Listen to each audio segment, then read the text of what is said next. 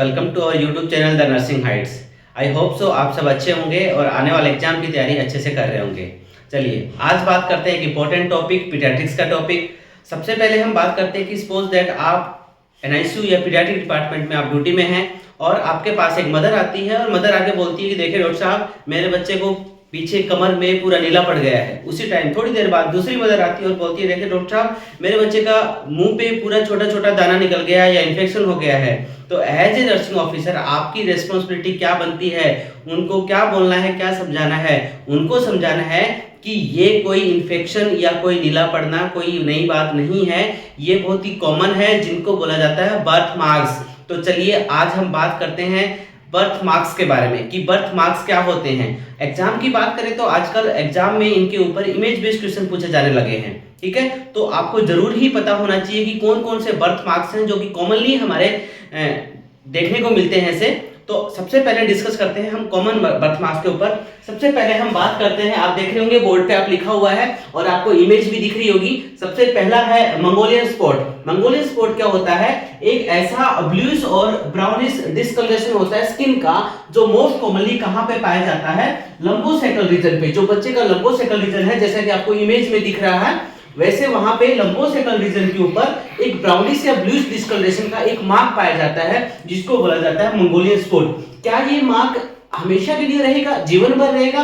नहीं, ये मार्क्स जो होता है ये 1 to 2 ईयर में ऑटोमेटिकली क्या हो जाता है? डिसअपीयर हो जाता है, ठीक है। तो इसको बोला जाता है मंगोलियन स्पॉट।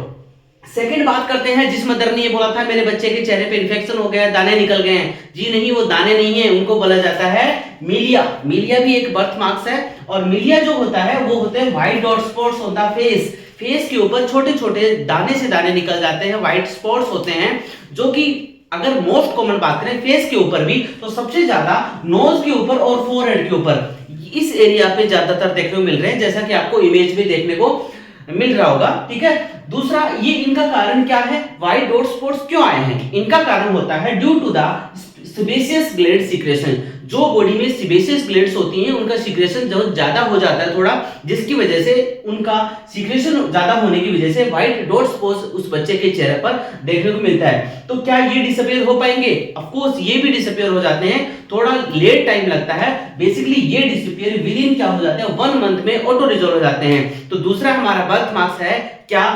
मिलिया। आई होप सो आपको 2 बर्थ मार्क्स समझ में आए होंगे।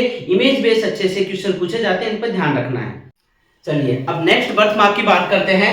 नेक्स्ट है नेवस फ्लेमियस। नेवस फ्लेमियस क्या होता है दोस्तों? रेडिश डिस्कलरेशन होता है ओवर द स्किन। आपने कई बार देखा होगा कि कई लोगों के यहाँ पे मोस्टली फेस पे या फिर इधर नेक पे एक रेडिश डिस्कलरेशन देखने को मिलता है। तो reddish discoloration over the skin most commonly कहां पे देखने को मिलता है? मोस्ट कॉमनली फेस रीजन पे देखने को मिलता है। इसका कारण क्या है? Due to the dilation of capillaries. Capillaries का डायलेशन हो जाता है जिसकी वजह से ये नेवस फ्लेमियस होता है और वो रेडिश डिस्कलरेशन हो जाता है।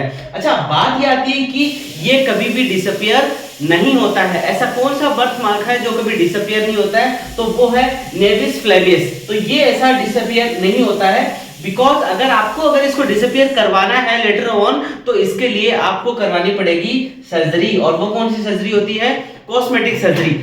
नेक्स्ट इंपॉर्टेंट है, नेक्स्ट बर्थ मार्क है जो वो है नेवस वास्कुलोसिस। नेवस वास्कुलोसिस, इसको अलग अलग नाम से जाना जाता है। कई बार इसको बोला जाता है स्ट्रॉबेरी मार्क्स या स्ट्रॉबेरी साइन भी बोला जाता है, बिकॉज इसका जो साइन होता है या ये जो मार्क होता है वो स्ट्रॉबेरी के जैसा देखने को मिलता है, जैसा कि आपको इमेज में देखने को मिल रहा है, राइट। नेक्स्ट, इसको एक और नाम से बोला जाता है, इसको बोला जाता है हेमिएंजियोमा, ठीक है, क्योंकि इसमें एलिवेशन हो जाता है। आप यहां पर भी देख रहे होंगे कि कैपिलरीज का क्या हो जाता है? एलिवेशन हो जाता है, जिसकी वजह से वो स्ट्रॉबेरी मार्क बन जाता है, उसको हेमिएंजियोमा बोला जाता है। और इसका कारण क्या होता है? Due to the elevation of capillaries. Capillaries के एलिवेशन की वजह से देखने को मिलता है। और मोस्ट कॉमनली पर्टिकुलर रीजन इसके लिए अगर बात करें हम कहां देखने को मिलता है? वो मिलता है हेड पे देखने को।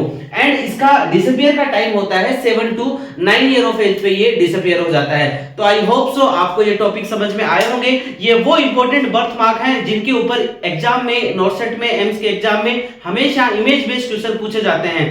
तो डेली हम आपके लिए नए नए टॉपिक्स, इंपॉर्टेंट टॉपिक्स लेके आ रहे हैं और आपका सपोर्ट मिल रहा है हमें। Thank you so much for watching this video and like share subscribe करना ना भूलें।